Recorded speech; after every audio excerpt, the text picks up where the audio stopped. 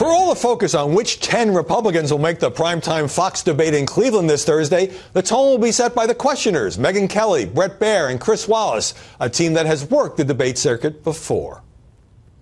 If you were president and you got a call at 3 a.m. telling you that Pakistan had lost control of its nuclear weapons at the hands of the Taliban, what would be your first move? They used words like dangerous, outrageous, and totally irresponsible.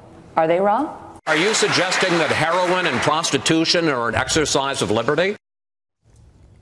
I spoke here in the studio with Chris Stirewalt, Fox's digital politics editor and a key member of that team.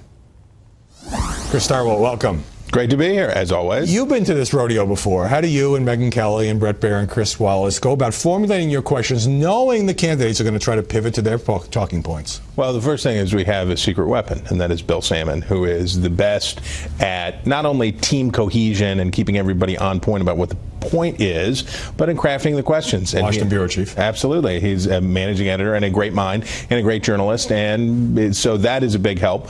But the idea is this. People forget about what we do. In the discussion about this debate, we hear, well, what will Trump say to Bush? And what will Walker say to Rubio? And what will they say?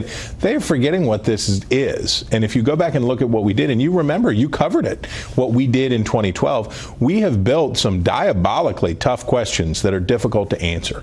We're not going to come out, you're not going to hear Megyn Kelly or Bret Baier or Chris Wallace go out and ask, remember the question from CNN in 2012 to Newt Gingrich about his swinger wife allegation and, just awful, that stuff. You're not going to hear that. You're going to hear questions about what matters to Republican primary voters as they try to make their choice. Since you mentioned Donald Trump, enormous attention to him going into this debate. Bret Baier told Time magazine that he's woken up in cold sweats thinking about how to deal with a Donald Trump who will be on that stage and not listening.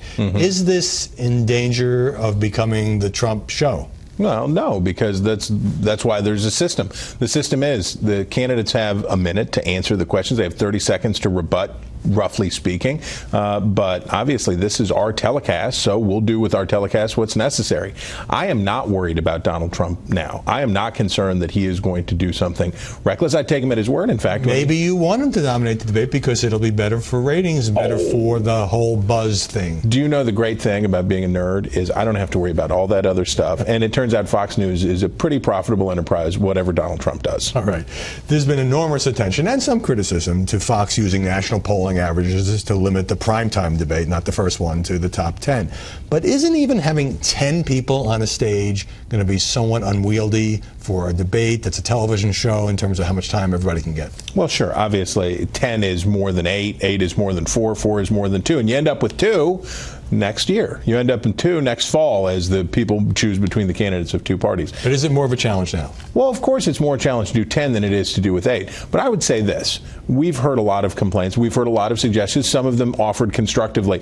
Oh, you ought to do these polls, state polls, people on the ground, different things. Our job isn't to decide who is on the stage. Our job was, at the beginning, and remained to be, setting up the criteria that let people's opinions be heard and get ourselves out of the way. We'll be watching. Chris Stirewalt, thanks very much for joining us. You bet.